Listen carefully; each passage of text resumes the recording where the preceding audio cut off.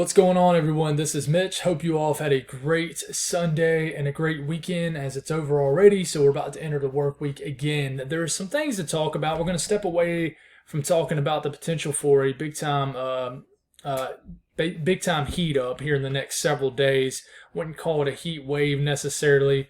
Depending on where you are, the threshold for actually being a heat wave is different. So I'm going to step away from talking from the tropics. I'm really going to talk about what's going on right now, what could potentially be going on tomorrow, as we might have kind of a small-scale severe weather outbreak in parts of the south central U.S. like Texas and things like that. So we're going to talk about who gets hit the hardest, and we're really going to talk about what's the biggest threat with this outbreak, because there's already an enhanced risk, a level 3 out of 5, 4 portions of Texas tomorrow. So this is a big deal for certain areas, and certain bigger towns and cities are in this too. So we're going to talk about that. If you guys have definitely not subscribed, definitely hit the subscribe button if you want to subscribe. The growth in these kind of small times right now is very important, and it's very appreciated. Right now, the growth is just a few subscribers a day. I was thinking about the other day about how during winter and how fast the growth happened.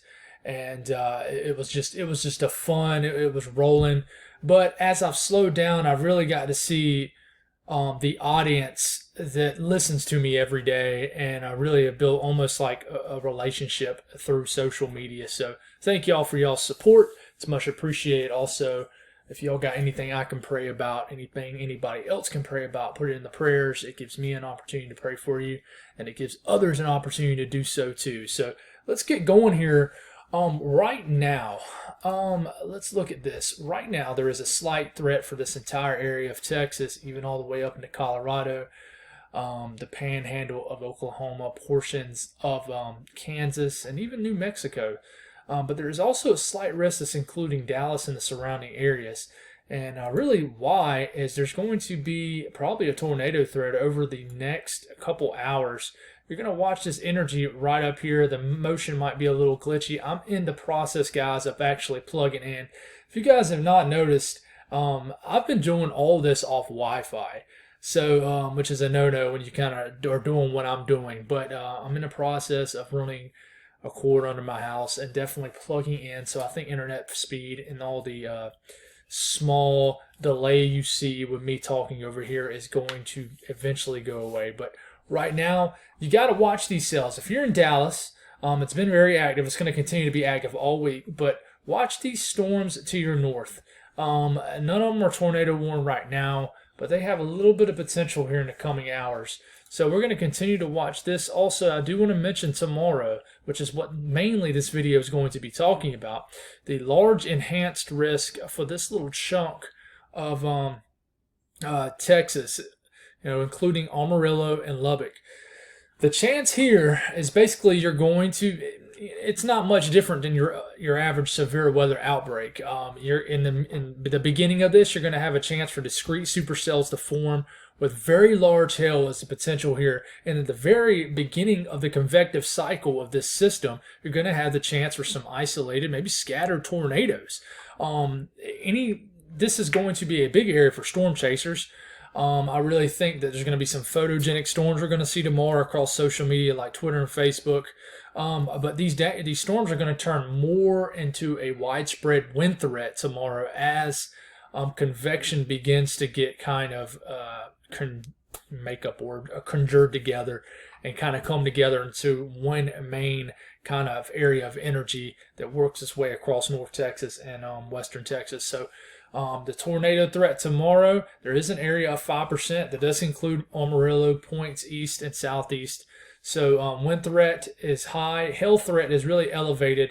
And the whole section right here from Midland, Lubbock, Amarillo, any small towns in between. So if you end up getting hit by one of these big-time supercells that do form, heads up, because going to be a lot of insurance claims. But check out these storms. Watch out north of Dallas. Even an isolated supercell might form out in the middle of Texas between Lubbock, Abilene, and Midland. So watch out here. You're going to have a convective system that kind of moves through in the early morning hours, probably around Dallas. But really, we're going to switch to this, and we get here in time. It's going to get messy. Heavy rain, severe, probably some severe to strong storms, even in the morning and early afternoon hours, even in and around Dallas. But what we have to watch for here is this. Check out these supercells even popping up in New Mexico. I mean, in Mexico, not New Mexico. I mean, hell, even New Mexico here. But look, you have these storms that really start to explode. You see around Midland here. And there's a chance not everybody sees a storm, but whoever does, it's going to be very intense. So you have these isolated storms, and early in its cycle, and this will probably be in the late evening, early evening hours, early in the cycle, these storms have a chance to drop a tornado. So anybody's out here, basically in west central Texas, needs to watch out for some dangerous storms for sure. And then, kind of later overnight, you have to watch out for more convection explosion here, and really turns into a wind threat and a heavy rain threat. So definitely need to watch out here. Cape values, and I'm just looking at the HRRR model, really begin to spike, and you can tell there is a dry line, and it's kind of wiggling. It's not very straight. It's not a line really, but it is a cutoff where you got 3,000 to 3,500 joules per kilogram surface Cape right into here, obviously on the east side of the dry line. So anybody, it's going to be a battle between two air masses like it always is. Anybody who's on the east side is going to have a chance for some explosive supercells to really develop here. High Cape values really in here, and then Cape really expands throughout the whole state of Texas. Sorry if y'all hear my kids in the background. They're fighting like sisters fight. But check out the dry line right here. You can really tell where the dry line is setting up. It's a funky looking dry line too, for sure. You got dew points in the teens to 20s, and I tell you honestly, this is very stable air. You're not going to get any storm development in here, but anybody just east of this line is going to have supercell development just east of the dry line. So wherever it sets up, Midland, Texas, you might flirt with the dry line. Obviously, you get in other areas of Texas like Dallas, south of Dallas and the Houston, dew points are high and very uncomfortable, 60s and 70s. It's just going to be a tropical air mass across much of Texas, Oklahoma, Louisiana, Arkansas, things like that over the entire week, where you get multiple rounds of severe weather. But the dry line will fluctuate. It'll push west, push east. It'll just fluctuate back and forth. That's how it does about here. The supercell composite parameter really begins to spike as you get into tomorrow afternoon, evening, in isolated areas. So it's basically telling us that there's going to be early in the cycle of this event the chance for rotating thunderstorms. I'll show you this really quick. Gives you an idea kind of what we're dealing with. Let's see if we can get a decent sounding here. Let me tell you, these things are going to have the chance to produce some big time hail. That's for sure. Click the sounding. Hopefully I didn't get on the dry side of the sounding. No. So dew points basically in the 60s in this particular sounding. But check it out. You have a little bit of some looping here in this hodograph.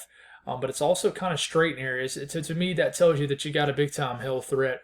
You also have some pretty dry air once you get into the upper atmosphere. Mid-level lapse rates are very good for large hail. So